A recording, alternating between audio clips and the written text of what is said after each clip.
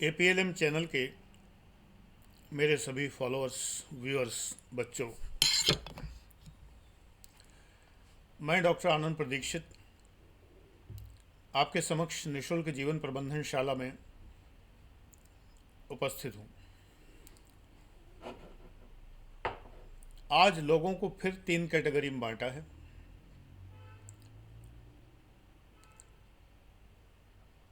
ये अन्योन्य प्रभाविता का सिद्धांत है। किसी और ने नहीं दिया, मैं ही दे रहा हूँ। एक से दूसरा प्रभावित होता है। सामाजिक सिद्धांतों में बहुत जगह कहा जाता है we are influence with each other. यहाँ शारीरिक रूप से नहीं बात हो रही, वो तो सोशल डिस्टेंसिंग की बात अलग है। यहाँ बात हो रही है मानसिक रूप से, वैचारिक रूप से हम प्रभावित होते हैं।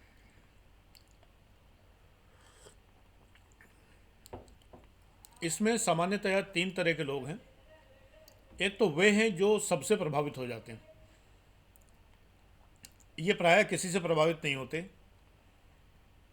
लेकिन दिखते ऐसा हैं कि जो किसी से सबसे प्रभावित हो जाते हैं। ये जनरल अपीजमेंट पॉलिसी अपनाते हैं, सब खुश हो जाएं। इनकी बात का कोई ठिकाना नहीं होता, इनका कोई विशेष विचार नहीं होता। बहुत ही पेंडुलम नेचर के लोग होते हैं, क्योंकि हर किसी से प्रभावित होकर थोड़ी बहुत देर के लिए इनके नेचर में परिवर्तन आता है, फिर उसके बाद इधर उधर हो जाता है। कोई इन्हें प्रिडिक्ट नहीं कर सकता। ये सभी से प्रभावित बने रहते हैं। कभी कभी ये सबको खुश करना चाहते हैं, ऐसा भी होता है। एक होते हैं जो किसी से प्रभावित नहीं होते। मैं अपने आप में सर्वोत्तम हूं, मैं किसी से प्रभावित नहीं होऊंगा। ये दम्भ है, घमंड है, ईगो है। मध्यम मार्ग सदा अच्छा होता है। अच्छी बातों से प्रभावित होइए, बुरी बातों को छोड़ दीजिए, छलनी लगाकर छान दीजिए। ये मेरे लिए नहीं है, मैं इससे क्यों प्रभावित हूँ। ये बात मैं इस चैनल पर शुरू से कर रहा हूँ। आज ज़रा कैटेगराइज करके टेक्स्ट बुक की तरह बता दिया।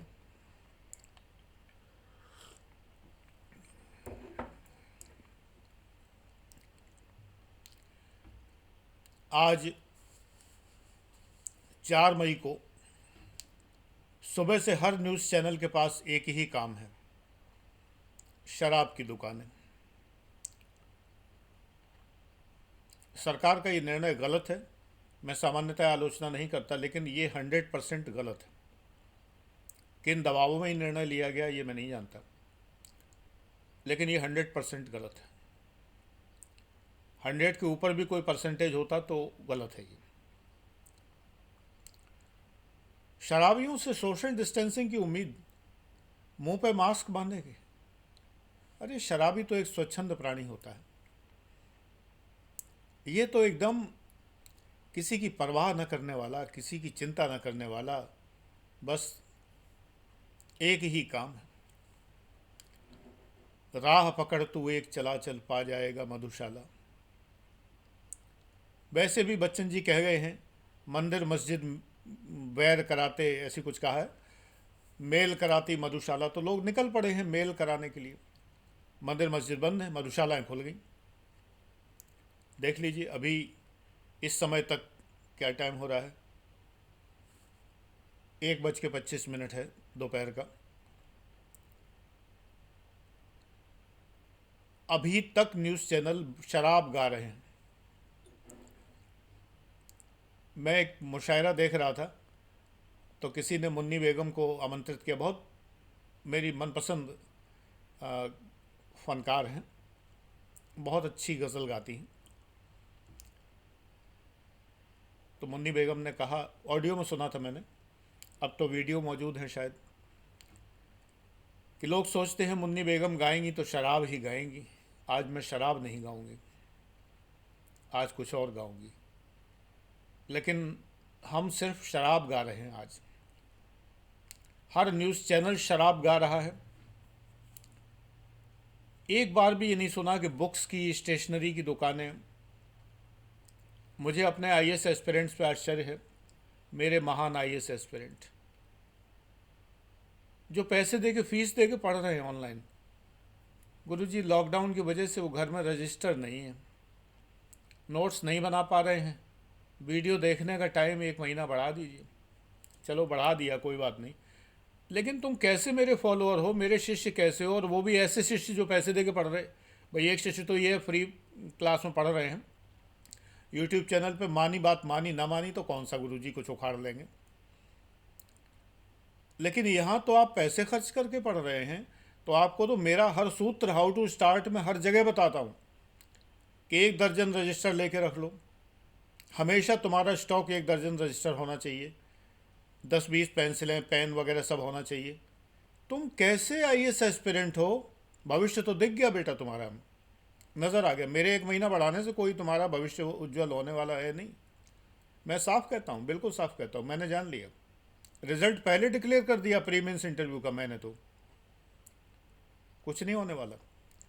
लॉकडाउन में जिसके पास स्टेशनरी नहीं है आईएएस एस्पिरेंट के पास में, जिसके पास पढ़ने की कोई चीज़ नहीं है, लेकिन न्यूज़ चैनल्स ने, सरकार ने कभी इस चीज़ की चिंता नहीं की कि स्टेशनरी की दुकानें खोल लो, बच्चों को पढ़ना है। बच्चे पढ़ते कब हैं?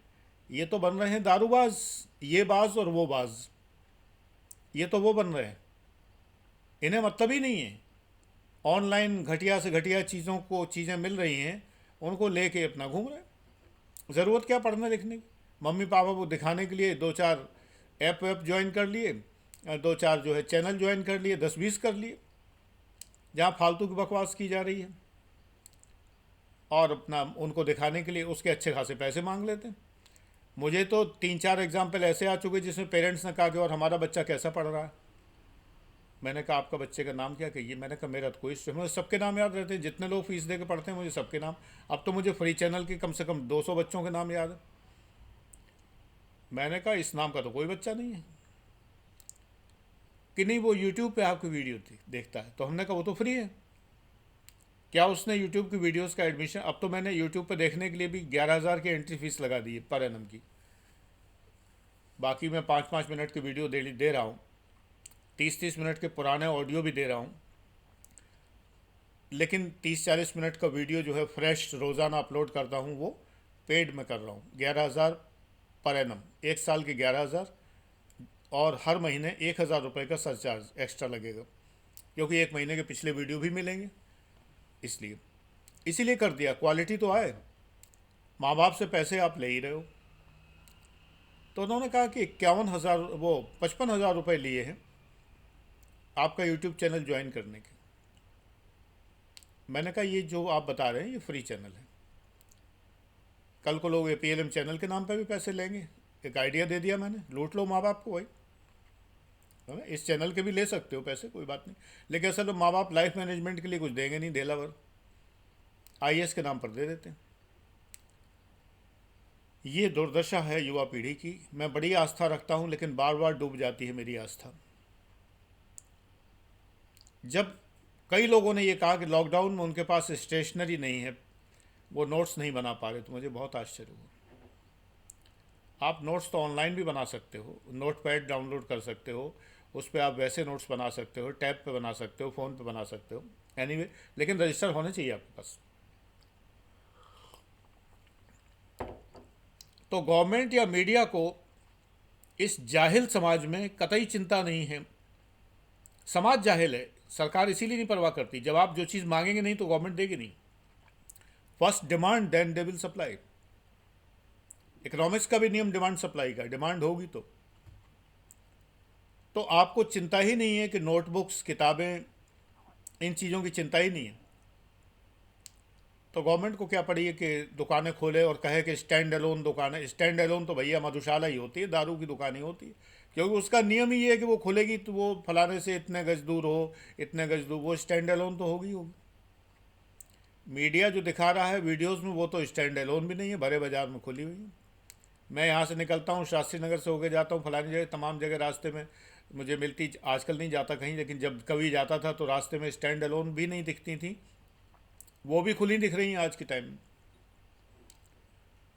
प्रश्न उठता है, जो देश पढ़ना लिखना भूल कर, जो देश अक्षर की पूजा भूल कर, जो अक्षर ब्रह्म है, शराब की पूजा करता है, ये कोरोना से स्वाहा हो ही जाएगा। मेरे मुंह से अचानक निकला है, मैं नहीं जानता क्यों निकला। ये जितने ये दिखाई दे रहे हैं, इनका भविष्य बहुत खराब है, आगे दिखाई देने वाले हैं नहीं है। मैं समझ गया कुछ नहीं होने वाला इस देश का।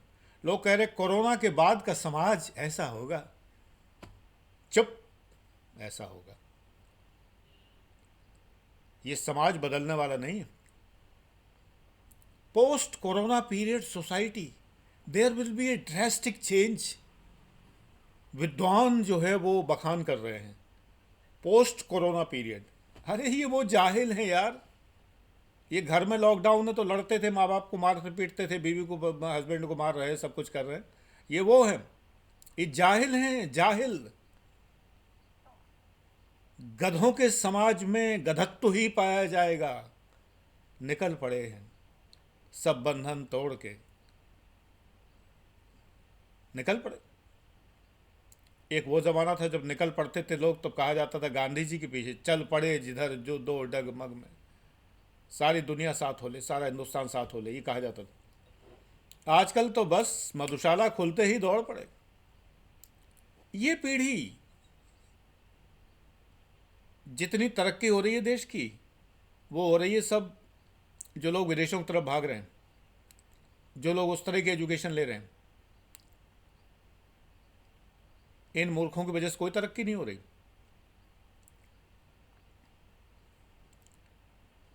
ये तो समाज के दुश्मन कैसे सोशल डिस्टेंसिंग छोड़ के एक दूसरे पे चढ़ के, मीडिया कैमरा आ जाता है तो दुकानदार बड़े भारी मन से कह रहा है, बंद कर रहा है दुकान, और आंख मार के इशारा करता जा रहा है लोगों को, वो भी पकड़ में आ गया कैमरे में, कह रही दुकान बंद है, 5 से ज़्यादा लोग अलाउड नहीं। भाई कौन सा कानून है कि जब आप कोई दुकान खोलना अलाउ कर देंगे, वो भी पियक्कड़ों की, प्यासों की दुकान, जन्म जन्म के प्यासे, इनके लिए आप दुकान खोल देंगे तो ये रुक जाएंगे, 5 रुक के 6वां घर चला जाएगा। शरीफ बच्चा, बाबू मेरा भोला सोना, घर चला जाएगा। नहीं नहीं, आप शराब पियो, हम ठीक हैं, हम नहीं जाएंगे। 5 हो गए ना, हम 6वें थे, हम नहीं पिएंगे, आप ही पीजिए, आप ही को मुबारक। ये कहने वाला है कोई शराबी?